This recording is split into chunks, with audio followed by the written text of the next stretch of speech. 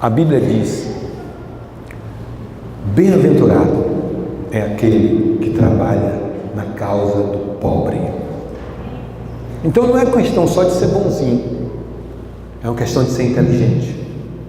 Quando você trabalha na causa do pobre, Deus te prospera, Deus faz a obra. É sobre isso que eu gostaria de compartilhar uma palavra, uma pequena palavra com os irmãos.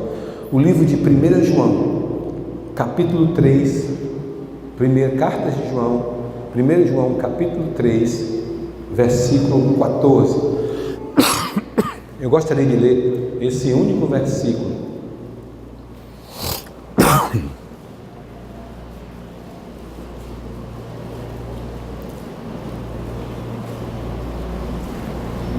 Amém? Diz assim: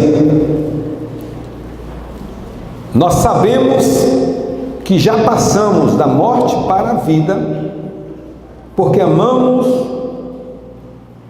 os irmãos. Aquele que não ama permanece na morte. Deixa eu ler mais uma vez. Nós sabemos que passamos da morte para a vida, porque amamos os irmãos. Aquele que não ama permanece na morte. Vamos orar. Senhor Deus e Pai, nós queremos te louvar e te agradecer pela tua palavra. A tua palavra é a verdade, nós cremos nela. A tua palavra cura, transforma, liberta. Nós te pedimos nessa noite que o Senhor nos dê a revelação da tua palavra, que a tua palavra revelada possa achar lugar em nosso coração e, em consequência disso, teu nome, só o teu nome, seja exaltado. Esconde-me atrás da tua cruz, me usa como instrumento do Senhor nessa noite e fala conosco, em nome de Jesus. Amém. Presta atenção, queridos. Eu queria falar sobre esse evangelho da prática, aquilo que nós... Eu acredito, na verdade, que a igreja no todo, quando eu falo a igreja, eu falo a igreja do Senhor Jesus aqui na terra, ela é muito carente dessa questão da prática. Aqui o discípulo amado de Jesus, ele fala assim: olha, sabemos que passamos da morte para a vida quando amamos os nossos irmãos. Não é algo para lá, não é sabemos que passaremos da morte para a vida. Aqui está dizendo, sabemos que já passamos da morte para a vida quando a gente consegue amar os irmãos, o próximo. Ou seja, a eternidade já nos possuiu. A garantia de eternidade em Cristo Jesus está no amor ao próximo, ao irmão. Já sabemos que passamos da morte para a vida. Esses irmãos que estão chegando aí são o restante dos irmãos que vêm para a vida. Então o que acontece? E mais na frente esse discípulo, João, que era o discípulo amado, né? A Bíblia fala o discípulo a quem Jesus amava. Ele fala que Deus é amor, e quem não ama não conhece a Deus, porque Deus é amor. Que amor nós estamos falando aqui hoje? Que eu gostaria de compartilhar com vocês. Esse amor que vem do alto. Esse amor que não se aprende simplesmente num seminário teológico. Ele não se aprende só vindo para o culto. Estou falando desse amor que se busca, que se pratica. Presta atenção, Jesus o tempo todo ele estava tentando nos mostrar isso. A Bíblia diz que, certa vez, um homem foi assaltado e quase morto, ensanguentado. Aí passou o levita de largo. Depois passou o sacerdote, o pastor da época. De largo, eles não quiseram cuidar daquele rapaz, porque implicava em renúncia. Com certeza o levita ele ia fazer alguma coisa, ministrar um louvor, o sacerdote ia ter um período de oração e ele disse, não, eu não vou. Aí passa alguém que não tem nada a ver com religião, não é um religioso, um samaritano. Quem era aquele cara? Não tinha nada a ver. Só que a Bíblia diz que ele, presta atenção, ele moveu-se de íntima compaixão. Isso é tremendo, querido. Íntima compaixão é sentir a dor do outro. Alguém traduziu misericórdia como sentir a miséria do outro, né? E ele moveu-se de íntima compaixão, e a Bíblia diz que ele se aproxima daquele rapaz ensanguentado e quase morto, a Bíblia diz, ele se envolve com ele, ele coloca azeite nas suas feridas, ele dá um pouquinho de vinho na boca dele, ele rasga a sua agenda, ele sabe, eu não vou fazer nada, hoje eu vou cuidar desse rapaz. Foi algo que nasceu de dentro para fora. Ele pega ele, bota no seu jumentinho, leva para uma pousada, bota lá, ele mete a mão no bolso, ele renuncia a tudo, paga e diz assim: olha, se precisar de mais eu volto e pago, mas tudo que eu quero é ver esse cara curado, eu quero ver esse homem restaurado. Presta atenção, é desse amor que Jesus falou nessa palavra que eu me refiro. Olha, não tem nada mais gratificante, queridos. Como eu disse a vocês, eu fui criado na igreja batista, depois eu não era convertido, e eu me rebelei com minha família, minha mãe crente há mais de 40 anos, eu fiz como aquele jovem, só não peguei minha parte porque eu não tinha, mas saí fora e fui viver dissolutamente, me viciei em maconha, eu era alcoólatra, eu comecei como aquele jovem, pensar como um porco, rosnar como um porco, né? Comer comida de porco. Eu estava lá no mundo jogado. Minha mãe, ela é um exemplo de vida, ela não tinha como fazer mais nada por mim.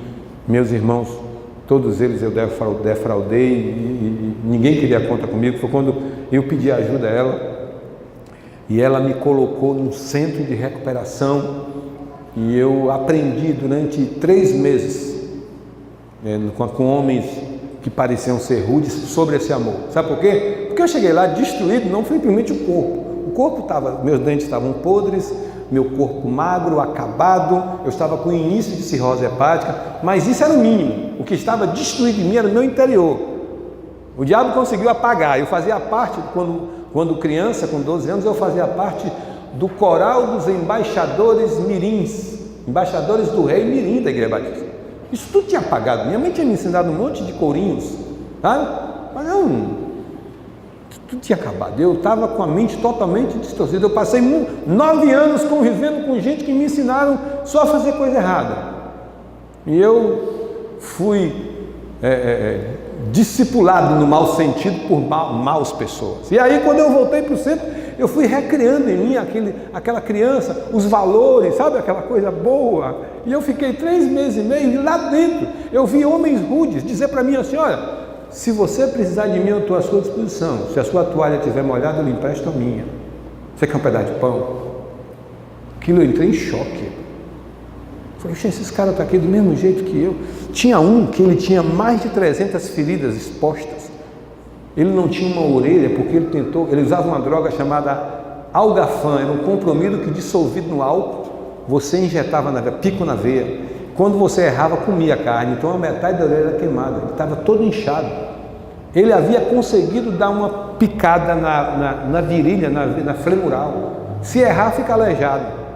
Mas esse cara, parecendo um monstro, disse para mim assim, o primeiro cara que chegou para mim quando eu cheguei lá: ô jovem, se você quiser dormir no meu beliche, você dorme, porque eu vou dormir numa esteira no chão, porque aqui quem chega, a gente dá acolhida.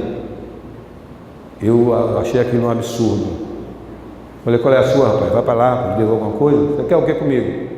Eu pensei que ele estava com maldade. Aí ele disse: não, rapaz, eu te amo porque Jesus me amou primeiro. Então quem me ensinou de amor? Quem me ensinou de amor foram homens rudes, e na prática eu fui dormir na cama dele. Eu me apaixonei por aquele lugar. Eu me converti dentro de um centro de recuperação, de novo. Quer dizer, converti, na verdade, ali. Porque eu só conhecia a palavra, eu fui criado, mas eu não era convertido. E um dia eu me lembro muito, esse dia foi o dia de divisor de águas, que eu chegava lá na frente, quinta-feira, da centro de recuperação da Assembleia de Deus, rigoroso, você tinha que falar lá na frente, mesmo que você não quisesse, senão você ia para disciplina, ia para enxada. Eu chegava lá, porque tinha um dom natural da palavra, eu chegava lá: boa noite, queridos, tudo bem? Eu estou feliz na casa, eu agradeço a oportunidade em nome de Jesus. Entregava. Mas nesse dia eu comecei a falar, eu disse: olha, todo dia que eu chego aqui para falar para vocês é com tapiação, mas tem algo aqui dentro que está me contagiando nesse lugar, que lugar maravilhoso. E aí eu confessei tudo. Eu me esvaziei, comecei a chorar. E eu senti que o Espírito de Deus repousou sobre a minha vida naquele dia de forma tremenda. Nova criatura. Nunca mais desviei, queridos. Isso tem 28 anos que eu sirvo a Cristo. Porque eu encontrei dentro de um centro de recuperação pessoas leigas, rejeitadas pela sociedade, mas cheias de amor no coração. Cheias de amor no coração que me deram uma oportunidade de vida. Você está entendendo isso? A Bíblia diz que essa oportunidade foi dada a nós, a igreja. Em todo lugar você vê o que chama de nóia, viciado em droga, viciado em crack. Todo lugar você acha. Ele só precisa de uma palavra. Ele só precisa de uma oportunidade para mostrar quem de fato eles são. Se vocês observarem, a ciência, me perdoe a medicina, tem o seu papel na sociedade, mas nesse caso aí, é remédio por cima de remédio, é conversa por cima de conversa, são os CAPS-AD, instituições semifalidas, que ajudam paliativamente, mas o problema é comportamental, é mudança de comportamento por amor, pela palavra, esse amor que a palavra nos ensina. É você dizer na mente de uma pessoa: olha, você pode. Disseram isso para mim: você consegue. Você não é um vagabundo, você é um homem de Deus, você é vencedor, você vai. Isso, a gente vai armazenando isso e a gente crê nisso e a coisa vai acontecendo. Nosso trabalho resume-se simplesmente nisso. No ensino de novos valores para que o comportamento mude. E vai mudando. Deixa eu falar para você, saí de um centro de recuperação, fui para uma igreja, com 3 meses que eu estava na igreja, o pastor Apolônio Brito, ele tem 102 anos hoje, ele disse assim para mim: levanta os novos convertidos. Eu levantei para o batismo. Ele disse: você não, Manuel, você senta. Tem uma parte da mocidade que foi você que ganhou para Jesus. Com 3 meses eu estava dentro da igreja buscando ao Senhor. Eu saí do centro de recuperação e minha mãe de vez em quando me pegava dentro de casa com um cara no banheiro, eu esperando ele na porta: toma banho, bacana. Aí minha mãe disse: você é doido? Você está trazendo os caras da rua tudo para dar banho aqui dentro de casa, para dar comida? Você está entendendo? Porque eu havia descoberto esse amor de Deus, que cura, que transforma, que liberta, que só a igreja pode dar, que só a igreja tem para dar. A igreja que recebeu esse amor de Cristo. E aí eu fui, fome e sede de justiça. Encontrei uma moça na igreja, me casei com ela. Tenho 5 filhos com ela. Eu tenho uma filha do primeiro relacionamento no mundo, que está morando comigo hoje também. Eu quero que você entenda isso. É esse amor de Deus. O que João está dizendo aqui: olha, nós já sabemos que passamos da morte para a vida quando amamos os nossos irmãos. O mesmo João fala assim: ó, não amemos somente de palavras, mas de atitude e de fato. Esse amor é atitude. Eu vou dar um exemplo de vocês para isso. Não tinha centro de recuperação na época, não. Eu ainda estava fundamos 2 igrejas numa favela lá em Itabuna. E eu fui convidado para procurar uma moça que estava quebrando tudo dentro de casa. Ela era lésbica, morava com uma senhora, a mãe dela, com mais de 60 anos. E foi eu, um colega meu. Ela já tinha quebrado a televisão, já tinha um armário no chão, os talheres, aquela confusão toda. E o pessoal da Igreja Batista me chamou porque sabia que eu trabalhava com o pessoal mais perigoso. E eu entrei lá. E a moça que me chamou, a moça chegou e, coitada, não sei se inexperiente, ou ela chegou para a moça que estava lá irritada, tremendo com um copo na mão. Ela disse: Rosângela, não me lembro o nome dela até hoje, eu te amo. Aí a moça olhou para ela assim: você o quê? Venha para cá com suas frasezinhas formadas, eu te amo. Você me conhece? Onde é que você estava quando todos os meus irmãos me estrupavam?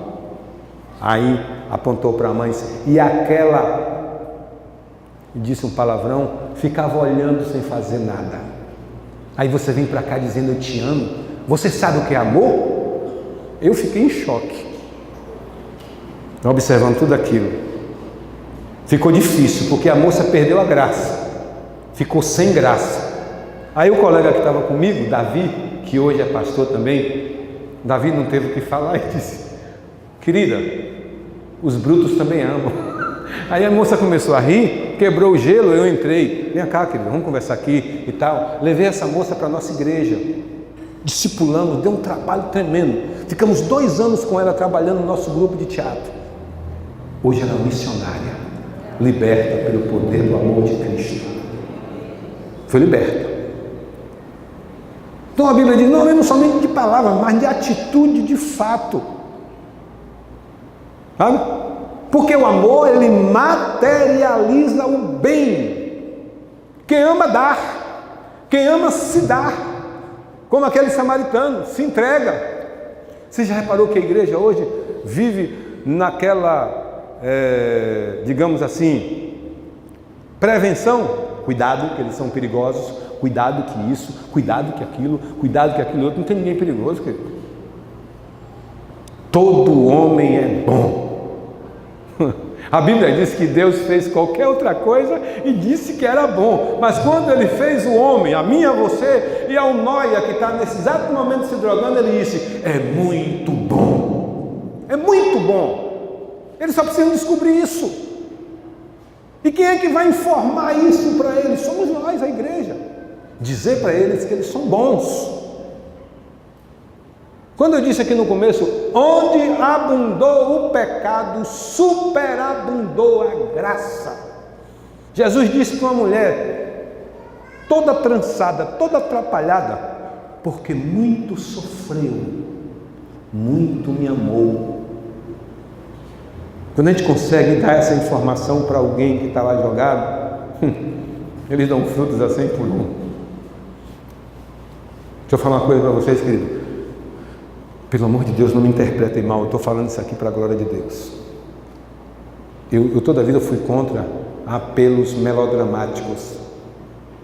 Ajude a gente que acabou o gás, ajude a gente que tem uns irmãos lá que estão sem roupa. Não vejo dessa forma. Nosso ministério tem 25 carros. Todos os carros foram comprados com dinheiro dos meninos que saem vendendo chaveiro. O último eu vim com ele agora, que foi comprado anteontem, uma Spin 2016, 2017. Estou falando isso aqui para a glória de Deus, porque eles são inteligentíssimos. Eles, depois de recuperados, eles têm fome e sede de justiça. Eles têm desejo de fazer a coisa acontecer. Viviam num mundo de ilusões, se dizendo traficante com a sandália no pé de uma cota de outra, que não tinha nenhuma bermuda direito para vestir. Se convertem a Jesus e descobrem que essa prosperidade vem a reboque do amor profundo de Deus na vida deles. A nossa despesa é enorme, a gente nem se incomoda com isso, porque a gente sabe que o Senhor supre as nossas necessidades todos os dias. Nós somos retalhados durante esses 18 anos que faz agora o Manaim, por até autoridades que ficaram injuriadas com coisas que eu falo. Não tem essa época de política agora? Aí encosta, você não sei o que, não sei o que, não sei o que. Sinceramente, existem alguns que são sinceros, que são políticos, são as pessoas boas que estão aí querendo ajudar, porque já ajudam sempre. Mas não necessita disso. O reino de Deus garante a vitória para aqueles que amam o seu próximo. Quem garante é o reino. E Deus tem honrado, Deus tem feito, as coisas têm acontecido. Por que eu estou dizendo isso aqui hoje, queridos? Porque nós perdemos uma oportunidade muito grande. Quando a gente passa na rua e tem um cara pedindo alguma coisa e você não tem tempo para ele, como aquele levita e como aquele sacerdote. E muitas vezes ele não quer nem nada material seu, ele só quer uma palavra. Sempre que eu estou falando sobre isso, eu lembro de uma ocasião na minha vida, que eu passei na porta da rodoviária de Itabuna. E eu vi um cara, não sei porque eu dei no meu coração, e eu parei e voltei, sentei junto dele. Falei, como é seu nome? Ele disse, eu sou fulano. Você é de onde? Sou de Minas. Isso que aconteceu com você? Ele disse, minha mulher me largou. E porque ela me largou, eu virei um moribundo, estou nessa vida há anos. Eu tenho uma raiz de amargura no meu coração, porque ela me separou de mim. Aí eu comecei a ministrar para ele, falar de Jesus. Aí depois eu peguei o dinheiro, mais ou menos uns 2 ou 3 reais. Toma aqui. Disse, quero não. Falei, o quê? Quero não. Tudo que eu queria você já me deu. Eu só queria uma palavra. Eu só queria alguém que me ouvisse. Na minha vida inteira, depois que eu virei, ninguém nunca parou para conversar comigo. Ninguém nunca me deu atenção. É essa a carência que eles têm. E a igreja tem o poder disso. Poder que foi negado aos anjos e foi dado à igreja. Poder de ministrar a palavra e serem curados. Mas ministrar de uma forma simplória, de uma forma tranquila, sem precisar muito panavoe, muito reteté, muito sapateado. Basta você chegar e dizer, olha, Jesus te ama e eu também te amo e eu quero te ajudar. É tudo que esse povo quer ouvir. É tudo que eu queria ouvir, eu ouvi. Se eu falar para você hoje, eu me considero um vencedor em Cristo Jesus. Eu olho para o meu passado, eu dormia em construções velhas. Eu já comi lixo. Não tenho vergonha de falar isso. Eu pegava pedaço de pão velho na lata de lixo e comia porque eu não tinha o que comer. Meus pés todos pocados. Eu dormia jogado, sem um cobertor. Essa graça de Jesus me alcançou. Eu aprendi sobre esse amor de Deus. E eu durmo e acordo hoje pensando em mais alguém que alcance isso. Eu durmo e acordo hoje pensando em mais alguém que encontre esse Jesus de amor. Não simplesmente uma religião, mas um homem que transformou a minha vida, que transformou a vida desses meninos e meninas que aqui estão. O Deus que faz com que o solitário viva em família. Nessa noite o recado que eu queria passar para a igreja era só esse.